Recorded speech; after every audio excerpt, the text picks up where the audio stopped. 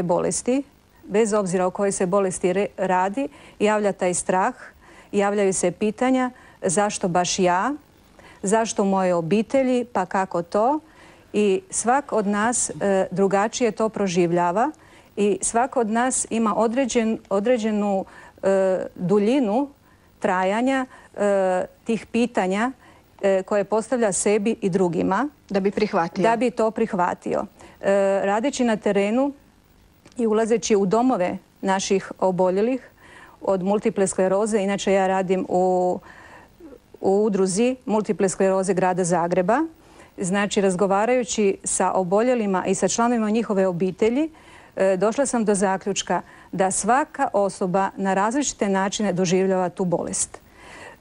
Postoji znači negativan, postoji pozitivan odnos i postoji jedan ambivalentan odnos prema toj bolesti. Ali jedno je sigurno da obitelj puno znači kao podrška oboljelima i isto tako jako ovisi koliko čovjek sam iskoristi sve svoje unutrašnje snage da se osnaži i da se uhvati u koštac sa tom bolešću. S druge strane, naša udruga organizira i edukaciju, odnosno istraživanja pokazuju da jednostavno ljudi oboljeli od multiple najbolje informacije dobivaju od ljudi koji su isto oboljeli i onda jednostavno na tim sastancima, na tim druženjima razmjenjuju svoja iskustva koja su dragocjena. Ali isto tako bih htjela, hvala vam, ali isto tako bih htjela reći da se nikako socijalno isključiti na način, sad ćemo se družiti samo u društvu s multiplom sklerozom. Da pače, vi imate što reći i u sasvim drugim zajednicama, društvama, grupama, kao što ste i do sada živjeli. Dakle, to bih htjela da sad ne ispadne ako sam obolio, imam cerebralnu paralizu, pa samo ću se družiti s njima. Nikako.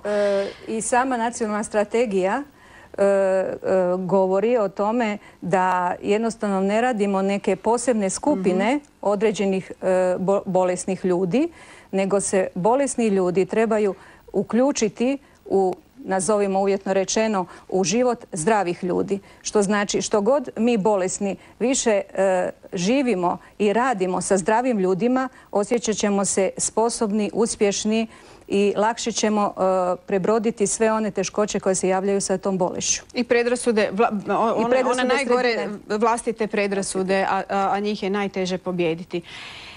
Nismo odgovorili ovom gospodinu jer znam da sad čeka i čeka me da me poslije emisije nazove i kaže a ipak niste mi dali odgovor. Evo da čujemo. Ja mislim da ja ni ne mogu dati gospodinu odgovor jer je to stvarno pitanje za psihijatra i on sigurno ima svog psihijatra i mislim da se uspješno liječi i da na tome treba ustrajati. Dakle, svome psihijatru najbolji odgovor od svog liječnika ćete dobiti. Uvijek je to tako. No, jer on vas najbolje poznaje. No, čujem da vas je još pri telefonu. Izvolite, slušamo vas. Halo, dobar dan. Dobar dan. Evo ovako, ja imam ćerku koja je od 19 godina obolila od multiple skleroze i završila je fakultet, sad radi, ima 31 godinu i negdje u posvijesti osjećam da se boji imati djece. A ja bi bila sretna da imam unuče. Recite mi da li kakve posljedice ili mogućnosti da se bolest pogorša ako ostane trudna. Hvala vam lijepa jer u ime svih onih koji su postavili isto pitanje. Dakle, izvolite doktorice. Ne postoji nikakav razlog da ona ne bude trudna i da ne rodi.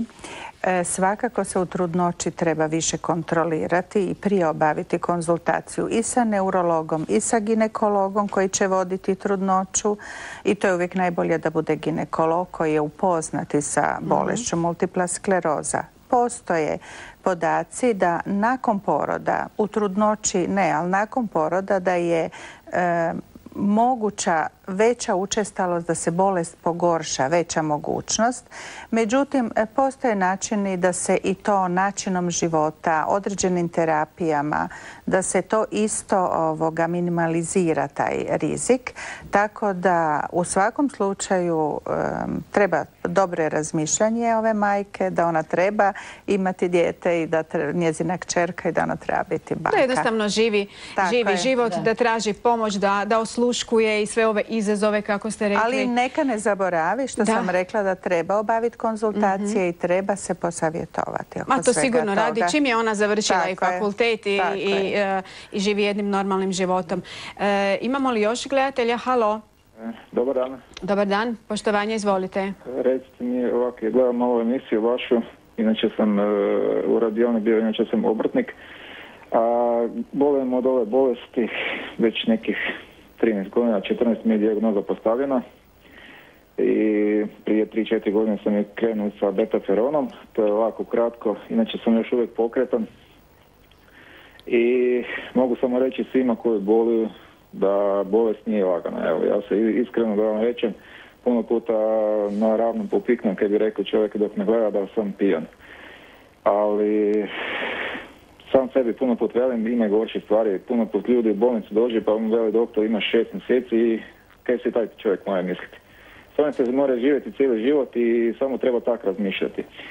Nego ja sam, evo iskreno da vam rečem, pokušao kroz ovih niz godina i neke alternativne prirodne načine, recimo konkretno sa nekih pola godine pokušavam sa apiterapijom. Vjerojatno vam je to poznato o čemu se radi, pčelinji otrov. I jednostavno pokušavam sve i svašta, jer kad se tiče klasične medicine došao sam do tog stupnja, vidim da mi je klasična medicina za sad pružila koliko mi je mogla. Od betaferona, od kortikosteroida i takvih stvari, ali pokušavam na neki način... Je li vam bolje, gospodine? Molim? Je li vam bolje, je li djeluje ta alternativna medicina? Znate kaj, ja iskreno da vam rečem, ja sam pred pol godine, prvo smo mu testirali, to je jedan doktor u Bjelovaru, neću reklamirati, ali prvo smo testirali par mjeseci da se vidi da nisam alergičan na te pčelinje otrove, ali nije stvar u tome da ja očekujem da bude to za pol godine ili ne znam kaj. Stvar je u tome da možda se i kakav učinak i napravil, jer stvar je da se zaustavi bolest, ne moram se izliječiti. Jer ima puno u svijetu, koliko pratim po internetu, ima puno lijekova koji se istraživaju, koji se ispitivaju i to je jedno moje pitanje koje bi tu postavio. Kako je konkretno, kakve su u svijetu novosti u svemu tome? U svijetu, kakvi su lijekovi, koliko procjenjuje da se bude, vjerojatno se bude naš lijek. U svijetu za svaku bolest jednog dana bude našla neke. Ali zanima me konkretno kakvi su rezultati kad se tiče toga... Kakve su znanstvena dostignuća do sada? Da. I koliko još je recimo toliko? Jer velim, ja pokušavam na sve moguće načine da tu bolest svoju usporim, da ne bi jednog dana neko rekao nisi pokušao, treba si usporiti to, da jednog dana da se moraš izliječiti možda. Hvala vam lijepa, gospodine. Hvala vam osobito zbog toga što je upravo sad tema alternativa, odnosno koji su to najnovija znanstvena dostignuća. Puno vas je zvalo, puno alternativaca se javljalo i reklo neka zaborave sve do sad što su učili, neka samo dođu k mene, reklamirajte mi. Naravno, ovo je ozbiljna emisija i nećemo se tako razgovarati, nećemo nikoga reklamirati, ali ćemo govoriti o tome. Dakle, alternativna medicina da, pod kojim uvjetima. I isto tako ćemo reći da ima vrlo malo reda u svemu tome, jer ako netko ide na nekakvo liječenje kod alternativca, ako nije dobro, nitko za to ne odgovara. Da ne govorimo da nije to nikako riješeno što se tiče samog poreza. Prema tome, budite vrlo oprezni, a sad sve o tome naravno više će i stručnije odgovoriti moji gosti. Alternativna medicina da, a onda ova znanstvena dostignuća, jer naravno da ću pročitati i sva vaša pitanja nekih profesora, doktora, jako vas zanima što se sad to događa, jer u zadnje vrijeme po medijima ste dosta o njima saznali. Dakle, najprije alternativa, da čujemo. Pa gledajte, alternativa definitivno postoji. Postoji uz normalnu klasičnu medicinu i nikad nećemo moći pacijentima zabraniti ili reći to ne djeluje, niti je to ikom namjera. Ono što ja mogu reći pacijentima, ako krećete u neke alternativne postupke, morate unaprijed znati da vam stvarno neće naškoditi i ne maknuti klasične postupke liječenja, klasične medicine. Kako će oni znati hoće li im to naškoditi? Tko im to garantira? Nitko.